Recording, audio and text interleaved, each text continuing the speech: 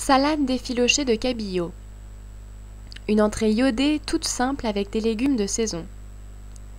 Vous découvrez un mélange de saveurs et de textures subtil et surprenant. Cette recette de Bertrand Grébeau vous sera présentée par Gilles.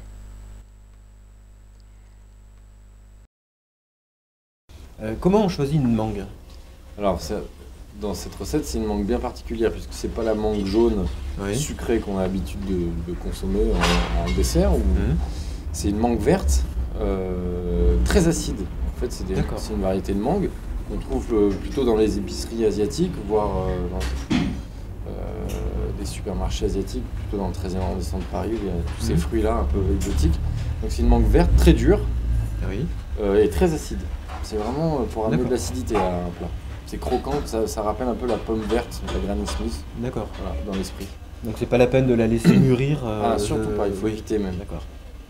Et si on n'habite pas dans le 13e ou un peu loin d'une épicerie asiatique, est-ce qu'on peut la remplacer par un autre fruit la Granny Smith, c'est un fruit qui a un petit peu les mêmes propriétés, qui est croquante, qui est légèrement acidulée et qui ferait l'affaire. Et tu recommandes aussi une huile de caméline bio.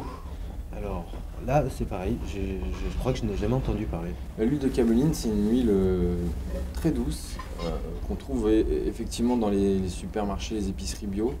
Une huile de fleurs qui amène un côté fleur blanche et assez joli à la recette. Qu'on peut remplacer aussi par une jolie huile d'arachide ou de colza de bonne qualité. Le cabillaud, il va être effectivement immergé dans une huile chaude.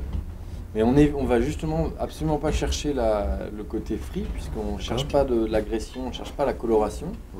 On va juste le confire plus. On a notre huître, on va en faire combien de parts? Une fois qu'elle est décortiquée, qu'elle est posée sur la planche, on va peut-être la couper en 8, en gros, pour que ça fasse des petits dés. Et puis le but de la détailler, c'est dans la salade, de voyager sur le poisson et disposer quelques dés d'huître pour que lorsqu'on mange à la dégustation, on ait de temps en temps un apport d'iode ponctuel. Et pas tout d'un coup si on l'a laissé entière.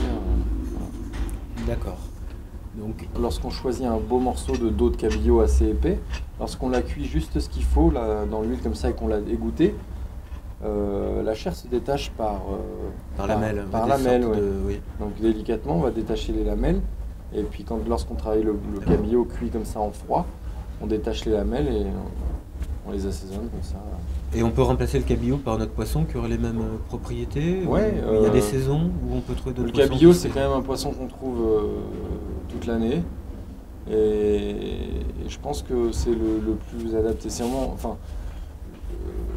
vraiment le poisson le plus courant, même s'il faut pas en abuser, puisqu'il y en a quand même de moins en moins d'ailleurs. Il faut un poisson qui soit pas opaque, il faut un poisson légèrement translucide, brillant, qui n'ait aucune odeur particulière. Voilà, c'est un poisson frais. Une fois qu'il est enfilé, il n'y a que comme ça qu'on peut l'identifier.